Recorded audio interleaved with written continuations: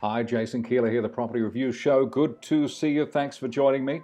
And today we are in Carmel, California. And why are we there? Because we're looking at Brad Pitt's home on this 100-year-old coastal California home. And there's good Brad there.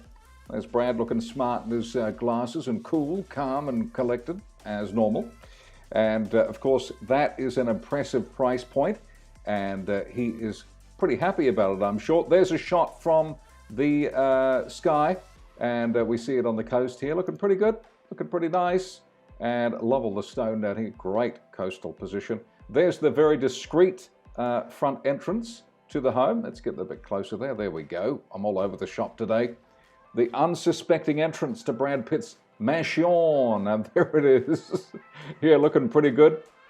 It was owned by a Chicago financier, the late Joe Ritchie, and his wife Sharon since 1999. And there's another great shot there, the 1918 build. Isn't it special? What a special home. You can see why he was tempted by it, and certainly on the edge there with quite a slope there, but the stonework, beautiful indeed. And then there's another shot there, pretty good as well. Pretty hard to source these images, but thanks to the news site, we've picked these up.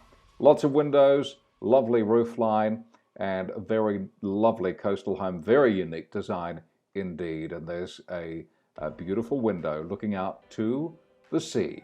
And what a view it is. Privacy, pristine home. It's all the Hollywood special deal for Brad Pitt.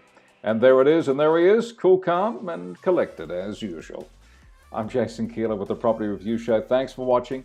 Catch you on the next one. Bye for now.